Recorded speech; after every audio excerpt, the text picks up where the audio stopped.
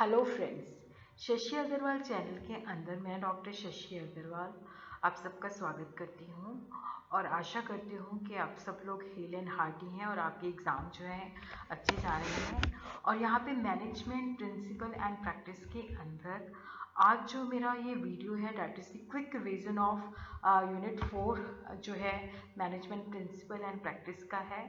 Unit 4 जो कि staffing and leading के साथ रिलेट करता है। तो इसके अंदर हम काफ़ी सारे जो टॉपिक हैं उसकी क्विक रिवीजन जो है करेंगे, जिसके अंदर I will be summarising the topics, not going in details. अगर आपको डिटेल में जाना है तो आप मेरे जो है मैनेजमेंट एंड ऑर्गेनाइजेशन बिहेवियर की जो प्लेलिस्ट है उसके अंदर आप टॉपिक जो है डिटेल के अंदर स्टडी कर सकते हैं। और इस वीडियो के अंदर जो है मेरी कोशिश रही है कि मैं आपको इम्पॉर्टेंट टॉपिक जो है यहाँ पे इसके अंदर जो है क्विकली रिवाइज करवा दूँ। Staffing, human resource planning, recruitment, selection, motivation and leadership के कुछ टॉपिक जो है मैंने इसके अंदर कवर किए हैं, क्योंकि लीडरशिप के अंदर बहुत सारा सिलेबस है। तो आप मेरी जो लीडरशिप के अंदर सेपरेट जो है वीडियोस है उसको आप देख सकते हैं। तो सबसे पहले हम देखते हैं कि जो स्टाफिंग है, every organization has to employ suitable and efficient person in the organization so that they are able to take it ahead. कोई भी ऑर्गेनाइजेशन देखो जो उसके लिए सबसे ज़्यादा इंपॉर्टेंट होते हैं ह्यूमन बींग्स होते हैं। ऑर्गेनाइजेशन की कोशिश होती है कि right person for the right job at the right time. तो ऑर्गेनाइजेशन को काफ़ी लोगों को हायर करना पड़ता है ताकि ऑर्गेनाइजेशन का काम जो है स्मूथली चल सके।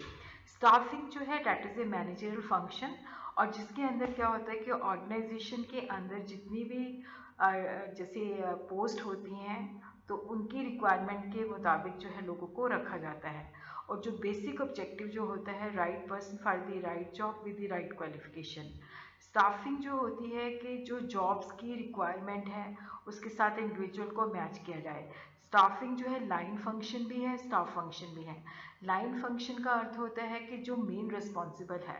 स्टाफ का मतलब होता है कि जो एडवाइस देता है। स्टाफिंग जो जो स्टाफिंग का एक सेपरेट जो डिपार्टमेंट है वो अपने आप में जो है लाइन है, लेकिन जब वो दूसरे डिपार्टमेंट के साथ रिलेट करता है तो वहाँ पे वो एडवाइस कर सकता है। तो स्टाफिंग जो है लाइन फंक्शन भी है, स्टाफ फंक्शन भी है। और उसी तरह हम देखते हैं कि what is the nature of staffing. ये मैनेजरल फंक्शन है, one of the function of management, planning, organising, staffing, directing and controlling. तो ये एक मैनेजरल फंक्शन है। और ऑर्गेनाइजेशन के अंदर क्या होता है कि स्टाफिंग जो है हर लेवल पे जो है इसकी ज़रूरत होती है। That is concern with the all type of human resources as individuals, groups and required at all levels. और यहाँ पे स्टाफिंग के द्वारा जो right person for the right job, और यहाँ पे ऑप्टिमम यूटिलाइजेशन ऑफ रिसोर्सेज होती है। स्टाफिंग जो है that is the continuous function of management, क्योंकि ऑर्गेनाइजेशन का ये नेवर एंडिंग प्रोसेस है। ऑर्गेनाइजेशन को मेंटेन भी करना पड़ता है, रिटेन भी करना पड़ता है। और ये एम्प्लॉयमेंट लोगों को रखने के साथ, लोगों की डेवलपमेंट के साथ जुड़ी होती है। और ये ऑल लेवल्स पे, चाहे वो टॉप लेवल है चाहे वो मिडिल लेवल है। Staffing on human source management, देखो ह्यूमन सोर्स जो होते हैं ऑर्गेनाइजेशन को स्ट्रेंथ देते हैं, ऑर्गेनाइजेशन को डेवलप करते हैं, ऑर्गेनाइजेशन के लिए वो कॉम्पिटिटिव एडवांटेजेस जनरेट करते हैं। और जब हम ह्यूमन रिसोर्स मैनेजमेंट की बात करते हैं तो definitely it is concern with the management of the human beings, कि ह्यूमन बींग्स की नॉलेज, एबिलिटी, स्किल, टैलेंट को किस तरह से डेवलप किया जाता है, किस तरह से लोगों को ऑर्गेनाइजेशन के अंदर मेंटेन किया जाता है, रिटेन किया जाता है। स्टाफिंग जो है that is concern with the employing, लोगों को रखा जाता है, उनको डेवलप किया जाता है ताकि वो ऑर्गेनाइजेशन को मैक्सिमम कंट्रीब्यूट कर सकें। ह्यूमन रिसोर्स मैनेजमेंट एम्प्लॉयज़ को जो है डेवलप करती है ताकि उनकी ऑर्गेनाइजेशन और जो उनका वर्क है उसके प्रति उनकी डेडिकेशन जो है डेवलप हो सके। What is the main function of the human resource management? Management of the people at work. How उनको प्रॉपर मोटिवेशन देना, रिटेन करना, इंडिविजुअल्स को डेवलप करना ताकि वो ऑर्गेनाइजेशन को काम को स्मूथली कर सकें। मैनेजमेंट का function planning, organising, directing, coordinating and controlling उस काम को परफॉर्म कर सके। और HRM के अंदर it is concern with recruitment, selection, placement. तो यहाँ पे यूनियन और मैनेजमेंट के बीच में एक कॉर्डियल रिलेशन को बना के रखना। So what is the process of staffing? जिसके अंदर पहले एस्टिमेट किया जाता है कि how much manpower we require at various level. फिर उसके बाद देखा जाता है कि हमने किस तरह से लोगों को अट्रैक्ट करना है कि वो हमारे ऑर्गेनाइजेशन के अंदर अप्लाई करें, क्या हमारे इंटरनल एक्सटर्नल सोर्सेज हैं, हमारा सिलेक्शन का प्रोसेस क्या होगा, क्या हमने टेस्ट लेना है, क्या टेस्ट प्लस इंटरव्यू लेना है, तो किस तरह से जो लोग हमारी कंडीशन को सेटिस्फाई करते हैं उनको सिलेक्ट कैसे करना है, किस तरह से हमने ऑर्गेनाइजेशन के अंदर उसको जॉब पे प्लेस करना है, किस तरह से उनकी स्किल जो है उसको डेवलप करना है, उनकी जो परफॉर्मेंस है उसको अप्रेज करना है, जिसके बेसिस पे इंक्रीमेंट, प्रमोशन या फर्दर ट्रेनिंग रिक्वायर्ड है, किस तरह से हमने उनको जो है हाई लेवल की प्रमोशन देनी है और किस तरह से उनको सैलरीज और वेजेस जो है प्रोवाइड करनी है। सेपरेशन का अर्थ होता है कि जब ऑर्गेनाइजेशन से एम्प्लॉय रिटायर हो जाता है या उसको फर्दर कहीं पे अपॉर्चुनिटीज़ मिलती हैं तो ऑर्गेनाइजेशन को छोड़ के चला जाता है। स्टाफिंग जो है इसको हम इस तरह से भी डिफाइन कर सकते हैं, staffing of human resource management is the recruitment, selection, development, utilisation, compensation and motivation of the human resource of the organisation. The managerial function of staffing involve meaning the organization structure through proper and effective selection, appraisal and development of the personnel to fill the role assigned into the structure. Now we are done with the staffing part, then we will do the recruitment. The process, देखो जो recruitment होता है ये positive होता है. The process of identification of the different sources of the personnel is known as a recruitment. Recruitment के अंदर क्या होता है कि पहले हम देखते हैं कि हमें कितने लोगों की रिक्वायरमेंट है। यहाँ पे रिक्रूटमेंट जो है लिंकिंग एक्टिविटीज़ है, यहाँ पे ये उन लोगों को इकट्ठे लेके आती है जिन लोगों को जो लोग जॉब ऑफर करते हैं और जिन लोगों की जॉब की ज़रूरत होती है। रिक्रूटमेंट के अंदर क्या होता है कि हम प्रॉस्पेक्टिव एम्प्लॉयज़ को ढूंढते हैं और उनको मोटिवेट करते हैं कि हमारी ऑर्गेनाइजेशन के अंदर अप्लाई करें। रिक्रूटमेंट एक लिंकेज एक्टिविटीज़ है, ये दोनों को इकट्ठा करती है जिनको जॉब चाहिए होती है और जिनको लोग चाहिए होते हैं, और ये पॉजिटिव होती है क्योंकि यहाँ पे रिक्रूटमेंट के अंदर मोटिवेट किया जाता है कि ज़्यादा से ज़्यादा लोग जो है अप्लाई करें। According to Edwin B Flippo, recruitment is the process of searching the candidate for employment, motivate करना कि उसको जॉब के लिए अप्लाई करें। रिक्रूटमेंट के अंदर क्या है कि जब हम मैन पावर की एस्टिमेशन करते हैं फिर उसके बेसिस पे वी डिटर्मिन कि हमें इतनी मैन पावर इस लेवल पे चाहिए, तो हम वहाँ पे देखते हैं कि किस तरह से हम जो है उस वैकेंसी को फिल कर सकते हैं। तो वहाँ पे लोगों को मोटिवेट किया जाता है कि वो ऑर्गेनाइजेशन के लिए अप्लाई करें, क्योंकि जितने लोग ज़्यादा अप्लाई करेंगे उतना ही क्या है कि सिलेक्शन प्रोसेस जो होता है साइंटिफिक होता है, ऑर्गेनाइजेशन के पास वाइडर चॉइस होती है।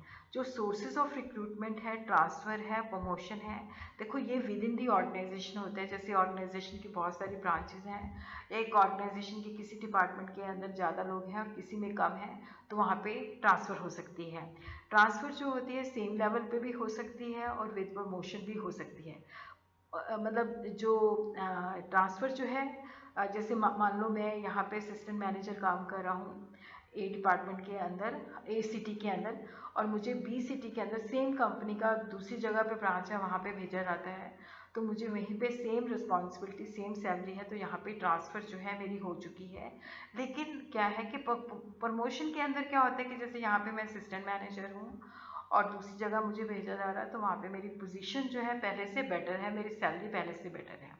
एक्सटर्नल सोर्सेज होते हैं कि जब हम एडवर्टीजमेंट देते हैं वेरियस मैगजीन्स के अंदर, जर्नल्स के अंदर, न्यूज़पेपर के अंदर, या एम्प्लॉयमेंट एक्सचेंज, कुछ गवर्नमेंट एक्सचेंजेस भी होते हैं जहाँ पे रजिस्टर किया जाता है, तो वहाँ पे रजिस्टर करवा दिया जाता है कि हमें इतने लोगों की ज़रूरत है, और जब वहाँ पे नोटिफाई होता है तो वो हमें इन्फॉर्म कर देते हैं।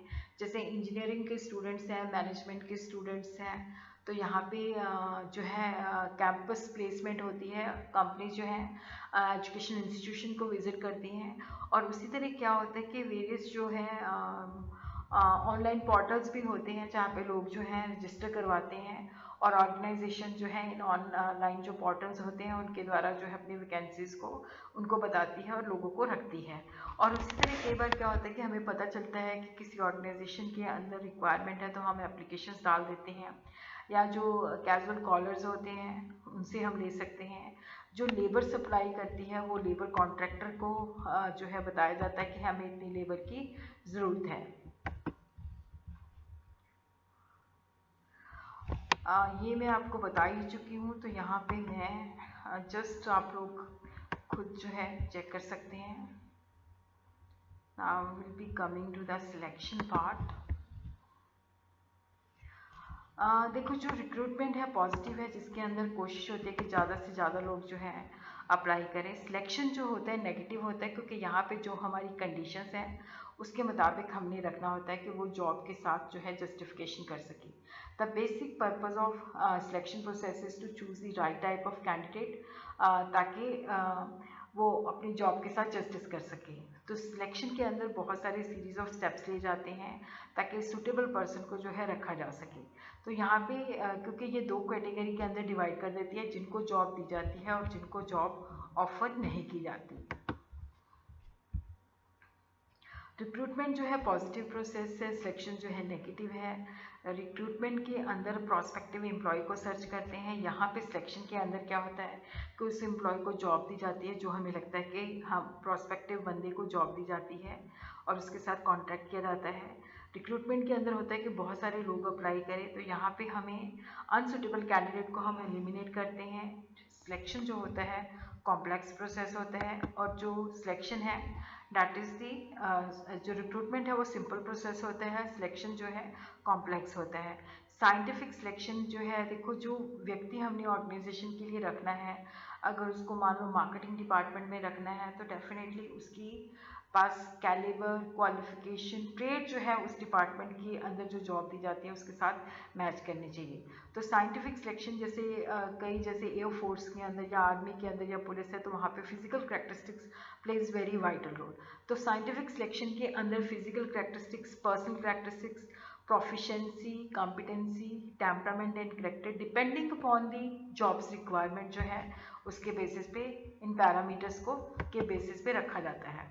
तो what is the process of the selection? Preliminary interview होता है, जिसके अंदर क्या होता है कि कैंडिडेट जिसने अप्लाई करना है वो जाता है ऑर्गेनाइजेशन के अंदर, तो वो रिसेप्शन पे लोगों से वो इन्फॉर्मेशन गैदर करता है, एप्लीकेशन जमा करवाता है, फिर वहाँ पे स्क्रीनिंग होती है, देखा जाता है कि जो हमने रिक्वायरमेंट रखी थी उसके मुताबिक ये एप्लीकेशन मैच करती है या नहीं करती है। और उसके बाद ऑर्गेनाइजेशन डिसाइड करती है कि हमने ये टेस्ट लेना है, वो टेस्ट लिया जाता है। फिर ऑर्गेनाइजेशन डिसाइड करती है कि मतलब वहाँ पे क्राइटेरिया फिक्स होता है, टेस्ट प्लस इंटरव्यू, या only on the basis of interview, या only on the basis of test. फिर उसके बाद रेफरेंस चेक किए जाते हैं, उसका इंटीग्रिटी चेक की जाती है, फिर मेडिकल एग्जामिनेशन करवाया जाता है और फाइनली उसको सिलेक्ट कर लिया जाता है और उसको जो है अपॉइंटमेंट लेटर दे दिया जाता है। सिलेक्शन का ये जो सिग्निफिकेंस है, देखो यहाँ पे अगर हम साइंटिफिकली सिलेक्ट करते हैं तो हमारे पास right person for the right job at the right time आता है, स्टेबल वर्कफोर्स होती है, और यहाँ पे एफिशिएंसी भी उसकी मैच करती है कि जो राइट पर्सन हमने रखा है तो वो जॉब डेडिकेशन के साथ करता है और उसको काम का तरीका भी पता होता है, तो इंडस्ट्रियल एक्सीडेंट्स भी लो होते हैं और सेटिस्फाइड वर्कफोर्स होती है, लोगों का मोराल भी जो है हाई होता है। नेक्स्ट जो है that is the meaning and significance of the human source management. Human source management may be defined as a set of policies, practices, and programs designed to maximize both personal and organization goals. Organisation की जो success है वो depend करती है कि हमने किस तरह के ह्यूमन बींग्स रखे हैं। पहले इसको पर्सोनल मैनेजमेंट कहा जाता था, वहाँ पे ऑर्गेनाइजेशन के गोल के ऊपर फोकस किया जाता था। ह्यूमन सोर्स मैनेजमेंट के अंदर देखा जाता है कि ऑर्गेनाइजेशन के अंदर जो लोग काम करते हैं उनके इंडिविजुअल गोल्स भी होते हैं, तो किस तरह से उनके इंडिविजुअल एंड ऑर्गेनाइजेशन गोल्स को मैक्सिमाइज करना है।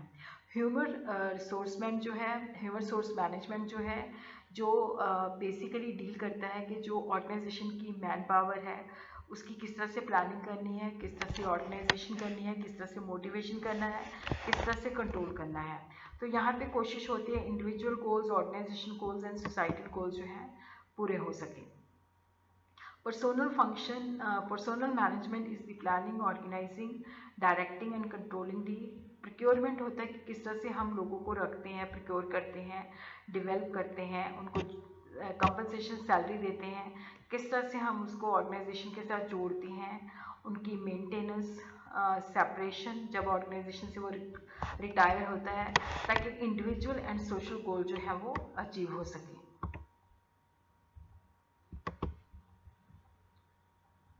Human resource management is the process of acquiring, training, appraising, and compensating employees and attending to their labor relation, health, safety, and fairness concern. So what is the nature of human resource management? Definitely it is a part of the management, और ये हर जगह पे top level, middle level, low level पे करना पड़ता है।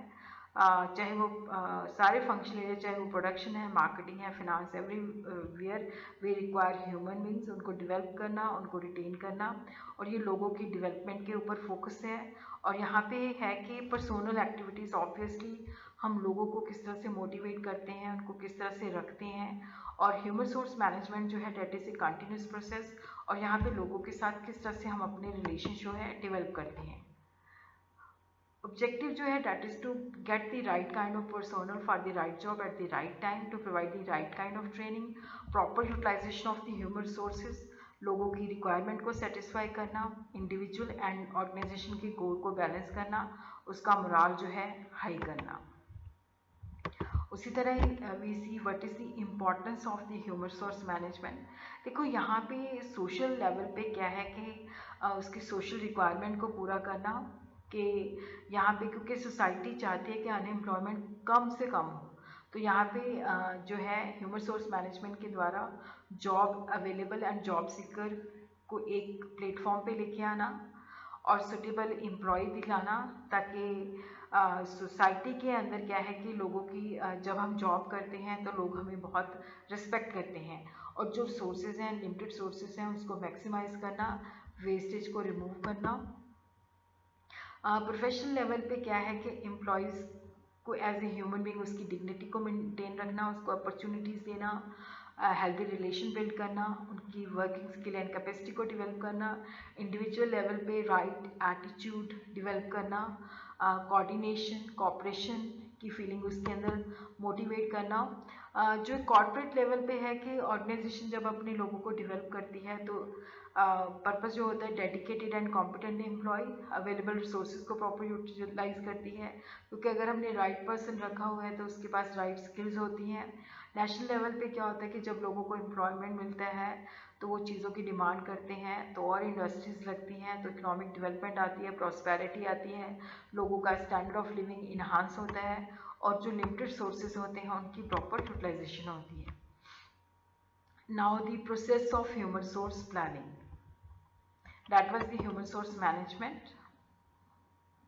Human resource planning जो है, मैन पावर प्लानिंग, दोनों एक ही चीज़ है। Human resource planning is the process by which organization ensure that it has the right number, right kind of people at the right place at the right time, capable of effectively and efficiently competent those tasks that help the organization to achieve its overall objective. Human man power planning जो है एक प्रक्रिया है जिसके द्वारा management जो है right number of people at the right place at the right time doing the right things for which they are. देखो ऑर्गेनाइजेशन के अंदर उन लोगों को रखा जाता है जो जॉब के साथ जस्टिस कर सकते हैं, जो ऑब्जेक्टिव है that is to get the right number, right quality at the right time, right place, ताकि ऑर्गेनाइजेशन जो है उसका बेनिफिट ले सके। ह्यूमन रिसोर्स प्लानिंग जो है कंटिन्यूस प्रोसेस है। Man power planning is the process of determining कि कितनी मैन पावर चाहिए, किस तरह से हमें इस रिक्वायरमेंट को पूरा करना है ताकि ऑर्गेनाइजेशन के गोल जो है अचीव हो सके। तो इसका जो नेचर है तो यहाँ पे है कि ऑर्गेनाइजेशन की number and kind, number and quality को मेंटेन करना। हमारे पास ऑलरेडी कितने लोग काम कर रहे हैं, फ्यूचर के अंदर हमें कितने लोगों की ज़रूरत पड़ सकती है, तो यहाँ पे किस तरह की ऑर्गेनाइजेशन के अंदर हमें कि जो हमें फ्यूचर के अंदर रिक्वायरमेंट है, डिमांड और सप्लाई को मैच करना। और यहाँ पे ह्यूमन रिसोर्स प्लानिंग जो है that is concern with the acquisition, utilisation, improvement and retaining of the organisation human resource. क्योंकि ऑर्गेनाइजेशन डेवलप कर सकती है अगर उसके पास सही ह्यूमन बींग्स हैं, क्योंकि ऑर्गेनाइजेशन के अंदर जो लोग होते हैं वही ऑर्गेनाइजेशन को उसके कॉम्पिटिटर से एज दिलाते हैं, वही ऑर्गेनाइजेशन की स्ट्रेंथ होती है। To ensure the optimum use of the human resources और इम्बैलेंसेस को रोकना, फ्यूचर स्किल क्या चाहिए हमें, अगर फ्यूचर में हमें किस तरह की मैन पावर चाहिए, और किस तरह से हम कंट्रोल मेट के द्वारा देखते हैं कि हमें जितनी ज़रूरत है उतनी हमारे पास होनी चाहिए, कॉस्ट को मिनिमाइज करना और ट्रांसफ़र और प्रमोशन जो है सुटेबल पॉलिसीज़ बनाना। यहाँ पे process of human resource planning के अंदर हमारा ऑब्जेक्टिव क्या है, हमारे पास ऑलरेडी लोग कितने काम कर रहे हैं, हम डिमांड की फोरकास्टिंग करते हैं, फ्यूचर में हमारे एक्सपेंशन प्लान क्या है, हमारे पास क्या रिसोर्सेज हैं जहाँ से हम ह्यूमन बींग्स हायर कर सकते हैं, और नेट मैन पावर कितनी चाहिए, और उसके बेसिस पे हमारी स्ट्रैटेजी क्या है, किस तरह की हमने एक्शन प्लान, किस तरह की रिक्रूटमेंट और हमारी सिलेक्शन पॉलिसी होगी, और उसी तरह क्या है कि किस तरह से हमने जो है उनको जॉब प्रोवाइड करनी है, किस तरह से ट्रेनिंग देनी है, और किस तरह से हमने उनकी परफॉर्मेंस, क्यों जब हम लोगों को रखते हैं तो कुछ इंटरवल के बाद हम उसकी परफॉर्मेंस को भी जज करते हैं कि जो काम हमने उसको दिया था उसके मुताबिक दे आर डूइंग वर्क और not. Now we will be focusing on motivation and theories of motivation. यहाँ पे I will be just summarising, इसमें डिटेल के अंदर भी वीडियोस हैं, आप देख सकते हैं। मोटिवेशन के अंदर क्या होता है कि देखो यहाँ पे लोगों की विलिंगनेस को जागृत करना, ताकि वो हमारे जो ऑर्गेनाइजेशन के गोल्स हैं उसको अचीव करने की कोशिश करें। मोटिवेशन जो है that is drive from the motive which means active form of desire which is to be satisfied. देखो मोटिवेशन के अंदर जो मैनेजर है वो अपने सबॉर्डिनेट की जो डिज़ायर होती है उसको असेस करते हैं, उसके मुताबिक मोटिवेशन देते हैं ताकि वो काम कर सकें। मोटिवेशन जो है अंदर से हमारे जो एक ड्राइव होती है जो हमें फोर्स करती है कि we have to do this thing, और ये नेचुरली जब एम्प्लॉय को प्रॉपरली मोटिवेट किया जाता है तो वो जो है काम करता है। तो यहाँ पे मोटिवेशन जो है cognitive model which focusing on internal state and mental process. तो यहाँ पे कॉग्निटिव मॉडल, जो कॉग्निटिव का मतलब होता है नॉलेज, जो कि जो एम्प्लॉय है उसकी इंटरनल स्टेट और मेंटल प्रोसेस को अंडरस्टैंड करता है। तो यहाँ पे दो डायमेंशंस होती हैं, कंटेंट थ्योरी जहाँ पे होता है कि क्या उनको क्या ज़रूरत है जो उसको मोटिवेट करती है। प्रोसेस थ्योरी होती है कि जो मेजर वेरिएबल हैं, जब हम कहते हैं कि ये इंडिविजुअल का बिहेवियर ऐसा बिहेवियर है तो वो क्या वेरिएबल्स हैं जिसके बेसिस पे हम आइडेंटिफाई कर सकते हैं। उसकी जो वेरिएबल्स हैं किस जब ह्यूमन बीइंग एक पर्टिकुलर मैनर के अंदर बिहेव करता है तो उसके पीछे क्या लॉजिक है। रीइंफोर्समेंट मॉडल होता है बिहेवियर जो होता है कि जो बार बार रीइंफोर्स करता है, कि जैसे हम बच्चे को देखो जैसे स्टार मिलता है क्लास के अंदर तो उसको होता है स्टार मिलेगा तो मैं अच्छी हैंड राइटिंग के साथ काम करूँ, तो वो हमेशा नीट एंड क्लीन काम प्रोड्यूस करता है। नीड बेस्ड थ्योरी जो है मैस्लो की हिरार्की ऑफ नीड थ्योरी है, that is given by Maslow Abraham in 1940, जिसको हम हिरार्की ऑफ नीड्स थ्योरी भी कहते हैं और काफ़ी इंपॉर्टेंट भी है। तो लोअर ऑर्डर नीड जो है physiological, safety needs, social needs.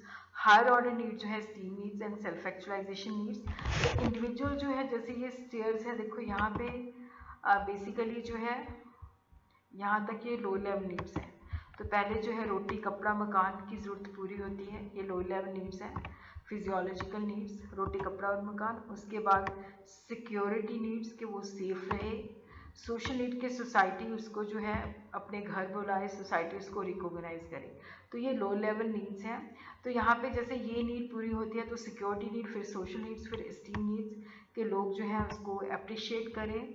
Self actualisation के अंदर वो देखता है कि जो मैं चाहता था वो मैंने, वहाँ पे हम अपने आप को देखते हैं कि जो हमारी हमने अपने मतलब सेल्फ एक्चुअलाइजेशन जहाँ पे हम अपनी सेल्फ एवेल्युएशन करते हैं कि जो हम करना चाहते थे वो हमने कर लिया उस।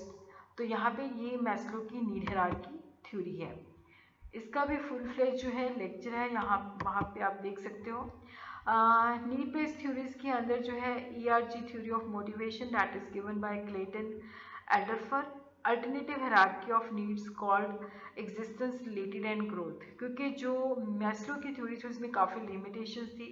तो यहाँ पे एग्जिस्टिंग नीड जो है फिजियोलॉजी, सिक्योरिटी नीड, रिलेटेडनेस जो है belongingness and esteem needs, growth जो है self actualisation and self esteem needs.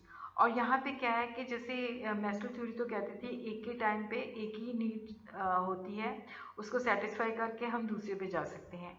तो यहाँ पे ये कहता है कि more than one need may be operative at the same time. तो यहाँ पे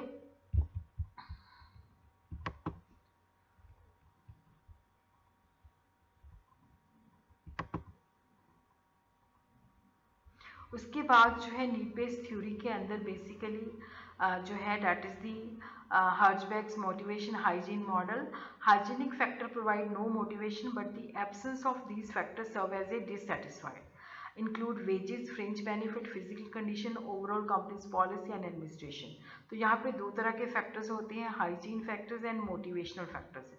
हाइजीनिक फैक्टर जो होते हैं अगर वो मोटिवेशन नहीं प्रोवाइड करते, बट अगर इनकी एब्सेंस हो जाए तो ये डिससेटिस्फाइड होते हैं. मोटिवेशनल फैक्टर्स जो होते हैं वो स्ट्रॉन्ग मोटिवेशन बिल्ड करते हैं, जॉब सेटिस्फेक्शन करते हैं और प्रोडक्टिविटी को इन्हांस करते हैं. मोटिवेशनल फैक्टर्स के अंदर achievement, recognition, advancement, work itself, potential for growth and responsibility आ जाती है. एक्स एंड वाई थ्योरी जो है that is given by Douglas McGregor. Theory X के अंदर जो वर्कर्स होते हैं वो काम को पसंद नहीं करते, उनको ज़बरदस्ती काम करवाना पड़ता है, रिस्पॉन्सिबिलिटी को अवॉइड करते हैं और वहाँ पे सिक्योरिटी ऑफ जॉब जो होती है ज़्यादा इंपॉर्टेंट होती है. थ्योरी एक्स जो है एक ट्रेडिशनल अप्रोच ऑफ मैनेजमेंट है. थ्योरी वाई जो है यहाँ पे लोग जो होते हैं सेल्फ मोटिवेटेड होते हैं, वो काम करना चाहते हैं और यहाँ पे basically love, work, self directed, innovative spirit etcetera होती है. ऑर्गेनाइजेशन के अंदर वो सेल्फ मोटिवेटेड होते हैं, कमिटेड होते हैं, तो यहाँ पे उनको सुपरविजन करने की भी ज़रूरत नहीं होती. थ्योरी एक्स जो है ये एक्सटर्नल कंट्रोल के ऊपर कहते हैं भी उनको सुपरवाइज करो. थ्योरी वाई जो है सेल्फ कंट्रोल और self direction and self control के ऊपर बेस्ड है.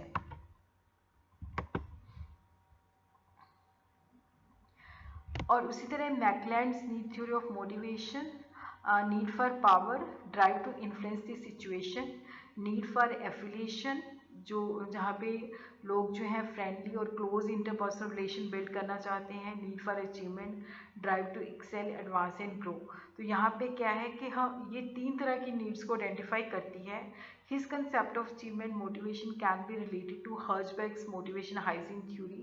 People with high achievement tend to be interested in the motivators and low achievement on the hygiene factors.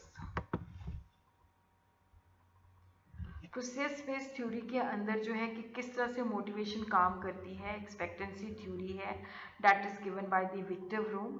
According to this theory motivation toward an action at any time would be determined by individual perception that is certain type of action would lead to specific outcome.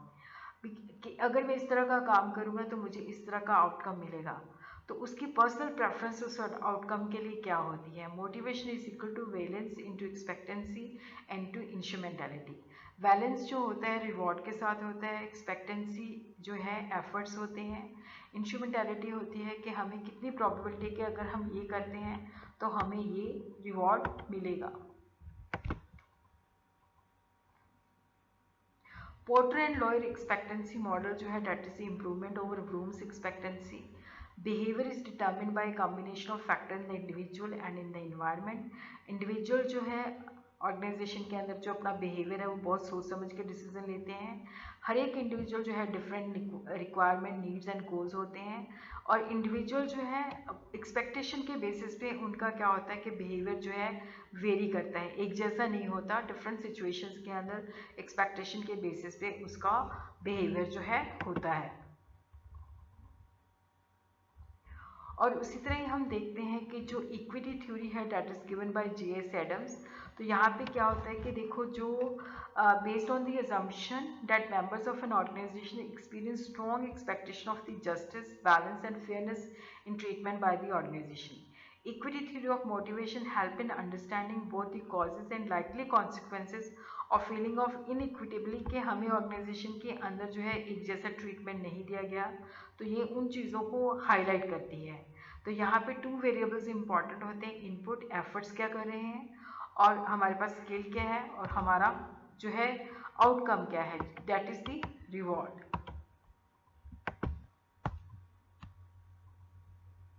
Reinforcement theory जो है that is also based on the operant conditioning developed by B.F. Skinner.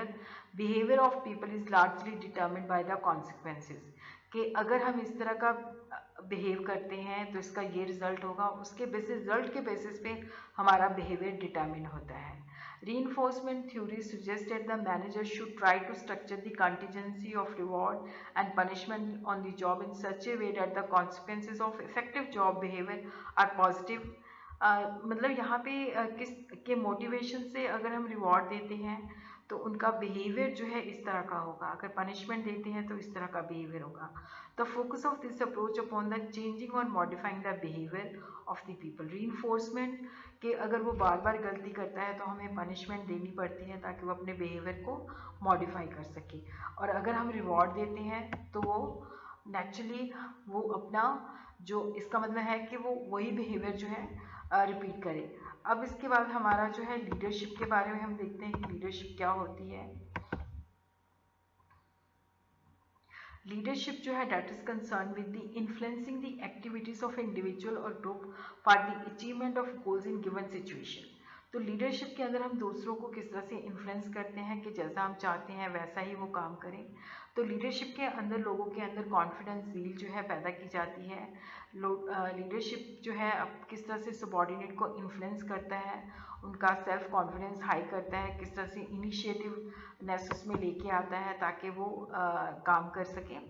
Leadership is the ability of a manager to induce motivate subordinate to work with confidence and zeal. Leadership is the activity of influencing people to strive willing for group objective.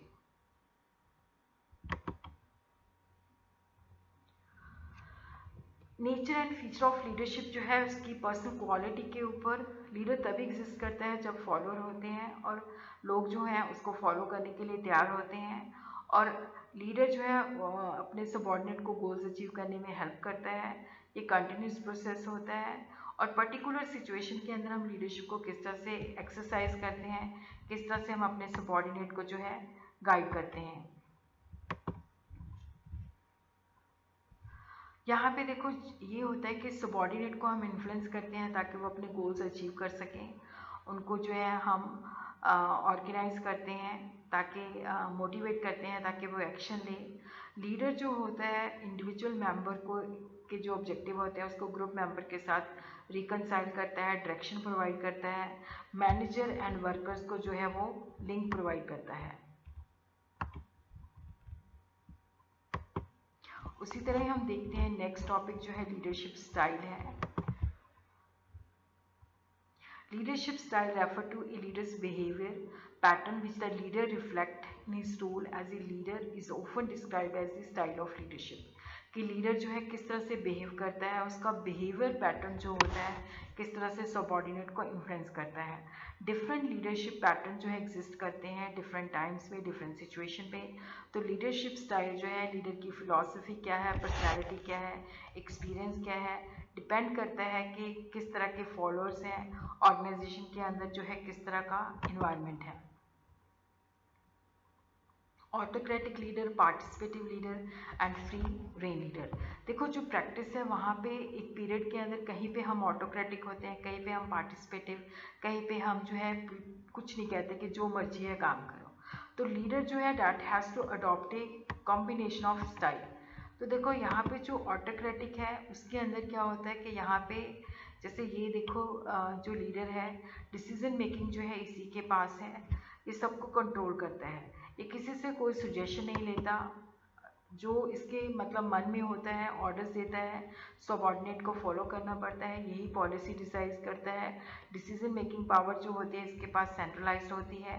ये जो है अब subordinate को बिल्कुल भी suggestion या उनको बिल्कुल भी मौका नहीं देता. स्ट्रिक्ट ऑटो, यहाँ पे भी तीन तरह के हो सकते हैं. स्ट्रिक्ट ऑटोक्रेट जो है वो नेगेटिव इन्फ्लुएंस और ऑर्डर देता है. बेनिवोलेंट एटोक्रेटिक होता है जो मोटिवेशन करता है. मैनिपुलेटिव होता है जो सबॉर्डिनेट को फीलिंग कराता है कि वो पार्टिसिपेट करें, बट एक्चुअल में जो है वो खुद ही डिसीजन ले रहा होता है. और उसी तरह हम देखते हैं पार्टिसिपेटिव के अंदर क्या होता है कि देखो वो सबको पार्टिसिपेट करता है जिसके बेसिस पे वो डिसीजन लेता है. तो यहाँ पे वो अपनी अथॉरिटी को जो है डिसेंट्रलाइज करता है, और यहाँ पे जो डेमोक्रेट लीडर होता है इंस्ट्रक्शन देता है, पहले वो ग्रुप को कंसल्ट करता है. इससे क्या होता है कि उसके आइडियाज़ की एक्सेप्टेबिलिटी बढ़ती है, और एम्प्लॉय का जो एटीट्यूड होता है डैट ऑल्सो इम्प्रूव्स, और ग्रीवेंस ख़त्म होती है, लोगों का मोराल भी जो है हाई होता है. फ्री रेंज के अंदर क्या होता है कि जैसे यहाँ पे देखो ए जो है कुछ भी नहीं कर रहा, वो किसी को भी ना तो जो है कोई डायरेक्शन दे रहा है, सब अपनी अपनी मर्जी के हिसाब से जो है काम कर रहे हैं। फ्री रेन और लेसिस फ्री लीडर जो होते हैं does not lead but leave the group entirely to itself. Chairman of the board who does not manage but leaves responsibility for most of the work to his subordinates। और यहाँ पे क्या होता है कि यहाँ पे लीडर जो है मोटिवेशन प्रोवाइड नहीं करता, यहाँ पे बेसिकली वो सारी की सारी रिस्पॉन्सिबिलिटी लोगों को देता है कि अपने तरीके से काम करो। ये वहाँ पे ज़्यादा सुटेबल होता है जहाँ पे सबॉर्डिनेट जो होते हैं हाईली एजुकेटेड और जो है काफ़ी ब्रिलियंट लोग होते हैं। और उसी तरह जो पैटर्निस्टिक लीडरशिप है जहाँ पे फादर फिगर का जो है रोल परफॉर्म करता है, तो यहाँ पे हेड ऑफ द फैमिली है जो हेल्प करता है, गाइड करता है, प्रोटेक्ट करता है। ये जापान के अंदर ज़्यादा सक्सेसफुल है। तो एम्प्लॉय जो है that will work harder under out of gratitude. But current scenario के अंदर क्या होता है कि लोगों को इस तरह का जो है नहीं पसंद। और उसी तरह हम देखते हैं ट्रेड थ्योरी जो है ये है कि जो इफेक्टिव लीडर है तो उसके अंदर ये क्वालिटीज़ होनी चाहिए। Trait is defined as a relative enduring quality, जो मतलब परमानेंट क्वालिटी है। तो यहाँ पे इनेट एंड इक्वायरेबल टैलेंट। इनेट जो होते हैं जो अपने बर्थ से उसने एक्वायर किया होता है, फिजिकल फीचर्स, इंटेलिजेंसी एक्सेट्रा। इक्वायरेबल जैसे emotional stability, human relation, empathy, objectivity, technical skill, communication skill जो कि हम इन्वायरमेंट से गैदर करते हैं। तो यहाँ पे ये जो थ्योरी है कि इसका ये लिमिटेशन है कि जो इफेक्टिव लीडर है उसके अंदर किस तरह के ट्रेड्स होनी, उन चीज़ों को ये हाईलाइट नहीं करता। नेक्स्ट जो थ्योरी है that is the path goal theory of leadership. यहाँ पे हम इसको पाथ गोल थ्योरी या लीडर इफेक्टिवनेस और path goal model that is based on Bloom's expectancy theory, in which individual will act in a certain way based on the expectation that the following activity will be followed by given outcome and on the attractiveness of that outcome to individual। ये Martin अवियांस ने किया था, Robert house ने इसको develop किया था, 96 के अंदर रिवाइज किया गया। देखो जो लीडर का बिहेवियर है वो डिपेंड करता है कि वो सबॉर्डिनेट को कितना satisfaction, motivation and performance provide करता है। तो यहाँ पे लीडर जो इस तरह का बिहेवियर करता है जो सबॉर्डिनेट की एबिलिटी को डेवलप करता है और डेफिशिएंसी को कंपनसेट करता है। लीडर किस तरह से अपने फॉलोअर को मोटिवेट करता है ताकि वो अपने गोल्स को अचीव कर सकें। अगर वो मोटिवेशन देता है तो अपने एम्प्लॉयज़ की जो परफॉर्मेंस है उसको हाईलाइट कर सके। और यहाँ पे बेसिकली जो पाथ गोल थ्योरी है can best be thought as a process by which a leader select specific behavior that are best suited to the employees need working environment, ताकि वो एम्प्लॉय को गाइड कर सके, एम्प्लॉय को जो है गोल की अचीव करने के अंदर हेल्प कर सके। तो यहाँ पे गोल ओरिएंटेशन उसकी जो है उसको डेवलप करना है और यहाँ पे improve the part toward the goal so that it will be attain के सबॉर्डिनेट जो है अपने गोल को अचीव कर सके। लीडर बिहेवियर जो है that is acceptable to the extent के सबॉर्डिनेट को लगता है कि ये बिहेवियर उसको सेटिस्फेक्शन प्रोवाइड करता है। लीडर बिहेवियर मोटिवेशनल है अगर वो सबॉर्डिनेट की ज़रूरतों को पूरा करता है और जो है उसको वो और सप्लीमेंट करता है, गाइडेंस प्रोवाइड करता है और उसके गोल्स के बारे में क्लैरिटी प्रोवाइड करता है और उसको मोटिवेट करता है।